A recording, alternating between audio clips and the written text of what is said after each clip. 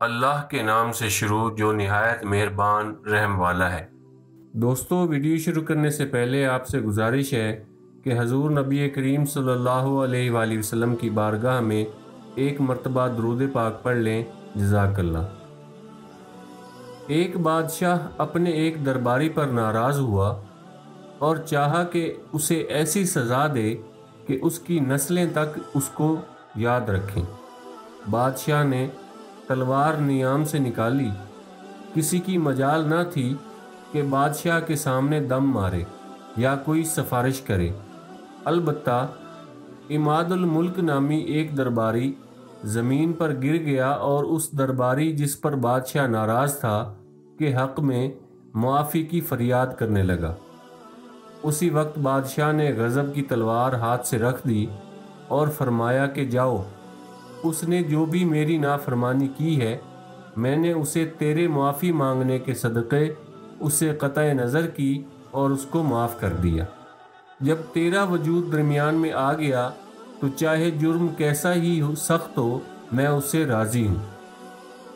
اب سنیے کہ وہ درباری جو موت کی مصیبت سے چھوٹا، محبت کی بنا پر خود اپنے سفارشی سے ناراض ہو گیا اور دیوار کی طرف منہ کر کے بیٹھ گیا تاکہ اپنے سفارشی سے سلام اور کلام ہی نہ ہونے پائے۔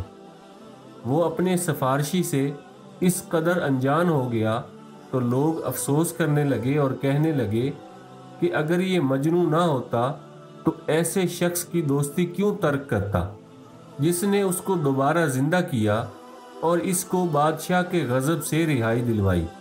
ارے اس نے تو گردن پر رکھی ہوئی تلوار سے بچایا تھا، ایسے کہ تو پاؤں کی خاک ہونا چاہیے تھا، مگر یہ الٹا اس سے ہی ناراض ہو گیا اور ایسے شفیق دوست سے دشمنی اختیار کر لی۔ ایک نصیحت کرنے والے نے اس کو خوب برا بھلا کہا کہ تو مہربانی کا ایسا بدلہ کیوں دے رہا ہے؟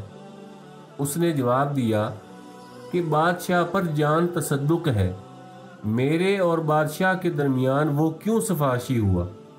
سوا بادشاہ کے رحم کے مجھے کسی اور کا رحم درکار نہیں، اور سوا بادشاہ کے کسی غیر کی پناہ مجھے نہیں چاہیے۔ میں نے تو بادشاہ کے علاوہ سب کی نفی کر رکھی ہے، وہ اگر ایک دفعہ میری گردن مارے تو ایسی 60 جانیں بخش بھی دے گا۔ میرا فریضہ سر دینا اور بے تکلفی سے رہنا ہے اور بادشاہ کا فریضہ سر بخشنا ہے۔ اس سر کے کیا کہنے جو شہنشاہ کے ہاتھ سے کاٹا جائے، اور پھٹکار ہے اس سر پر جو غیر کے آگے اپنی ضرورت لے جائے۔ دوستو، مولانا روم کی اس حکایت سے آپ نے کیا نصیحت حاصل کی ہے؟ کمنٹس میں اس بارے میں ضرور اپنی رائے دیجیے گا۔ دوستو، اپنے رشتہ داروں کا اور گرد و نواح کے سب لوگوں کا خیال رکھیے۔ اگر ویڈیو پسند آئی ہے تو اسے لائک اور شیئر کر دیں، اور اگر آپ نے ابھی تک ہمارے چینل نصیحت کو سبسکرائب نہیں کیا تو سبسکرائب کر لیں۔ جزاک اللہ۔